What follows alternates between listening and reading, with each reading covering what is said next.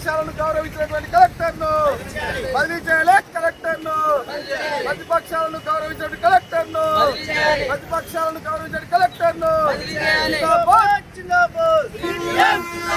ప్రతిపక్షాల పట్ల ప్రజాప్రతినిధుల పట్ల కలెక్టర్ నియంత్రిత వైఖరి తీసుకోవాలి. కలెక్టర్ పై చర్యలు వెంటనే ప్రతిపక్షాలను గౌరవించిన కలెక్టర్ పై చర్యలు వెంటనే జిందాబాద్ జిందాబాద్ నియంత్రితుల వ్యవస్థ కలెక్టర్ వైఖరి జనగామ జిల్లా కలెక్టర్ వైఖరి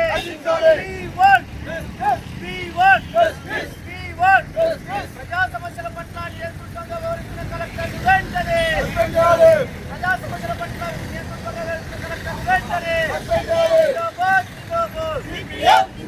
కలెక్టర్ నియంత్రిత వైఖరి ప్రజా సమస్యల పట్ల కలెక్టర్ నియంత్రిత వైఖరి ప్రతిపక్షాలను అవమానపరిచిన కలెక్టర్ నియంత్రిత వైఖరి ప్రజా సమస్యలపై మెమోరాండాలు తీసుకోకుండా నియంత్రితంగా వ్యవహరించిన కలెక్టర్ వైఖరి. జనగామ పట్టణంలో అంబేద్కర్ స్టాచ్యూ దగ్గర జనగామ పట్టణ కమిటీ ఆధ్వర్యంలో నిరసన తెలియజేయడం జరుగుతూ ఉంది. నిన్న జరిగినటువంటి ప్రజా సమస్యల పరిష్కరించాలని చెప్పేసి గత 2 రోజులుగా ప్రజా సమస్యల అధ్యయన యాత్ర జరిగింది. అందులో భాగంగా విద్య, వైద్యం, రైతాంగ సమస్యలను పరిష్కరించాలని జరుగుతున్నటువంటి ఏం జరుగుతున్నటువంటి లోపాలను తెలుసుకొని ఆ మెమోరాండాలను కలెక్టర్ దగ్గర తీసుకోమని చెప్పేసి అంటే నియంత్రితులలాగా తీసుకున్నటువంటి వైఖరికి నిరసిస్తూ ఈరోజు జనగామ జిల్లా హెడ్ క్వార్టర్లో నిరసన తెలియజేయడం జరుగుతూ ఉంది. సోదరులారా, ఈరోజు చూస్తూ ఉన్నాం. ఈరోజు జనగామ జిల్లా కలెక్టరు ఒక్క పనిచేసి నలుగురితో ఈరోజు రాజకీయ నాయకుల్లాగా ఈరోజు పోస్టులు చేసుకుంటూ ప్రచారం చేస్తున్నటువంటి ఉన్నది. సోదరులారా, ఈరోజు ఏ అధికారి ఇచ్చిన గతంలో ఉన్నటువంటి జిల్లా కలెక్టర్లు కావచ్చు, లేకపోతే రాష్ట్రంలో ఉన్న ఎక్కడ ఊరు చూసినా కూడా ఎక్కడ నియంత్రితలాగా ఉన్నది. ఈరోజు రాజరిక పాలన ఈరోజు జనగామ జిల్లా గడిలో జరుగుతూ ఉన్నటువంటిది ఉన్నది. ఎందుకంటే ఈ మాట చెప్తా ఉన్నాం. ఈరోజు ముసలోళ్ళు వస్తారు జనగామ జిల్లా కలెక్టరేట్కు, ఈరోజు వికలాంగులు వస్తారు, ఆయన బండి పెట్టి ఇక్కడికి వెళ్ళి అక్కడ దాకా నడుచుకుంటూ పోవాల్సిన అవసరం ఉన్నది.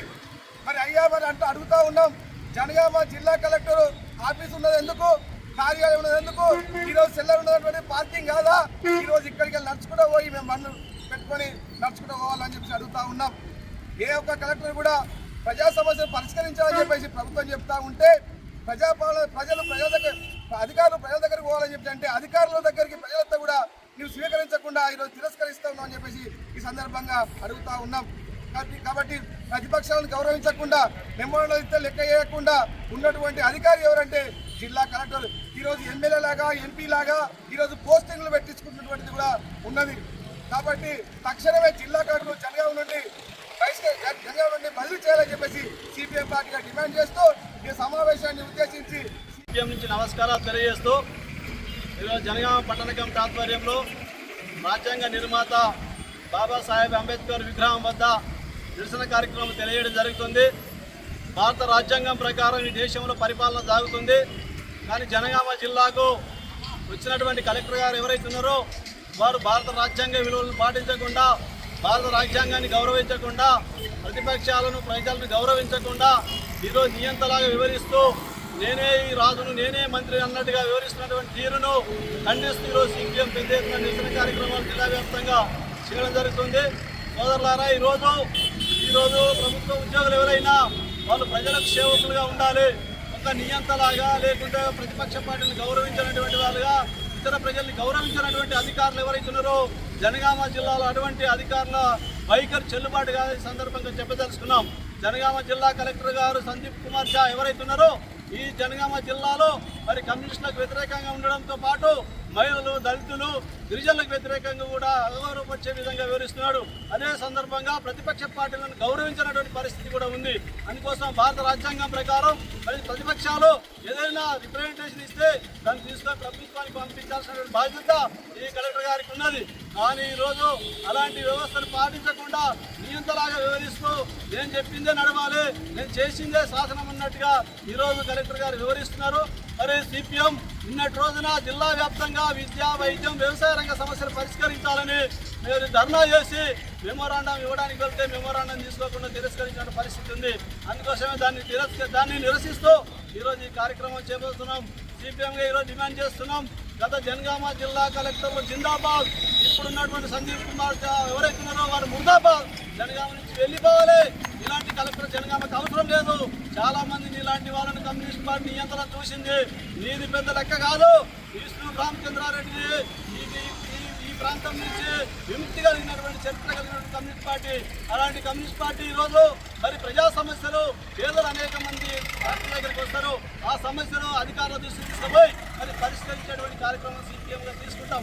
మరి అలాంటి పార్టీని ఈరోజు ఒక దేశానికి స్వతంత్రం సాధించి పెట్టిన దానిలో తెలంగాణ రైతాంగ సాయుధ పోరాటం చేసి ప్రజలకు హక్కులు కల్పించినటువంటి పార్టీని గౌరవించకుండా నువ్వు ఈరోజు భారత రాజ్యాంగాన్ని గౌరవించకుండా వివరిస్తున్న తీరు సరైనది కాదు.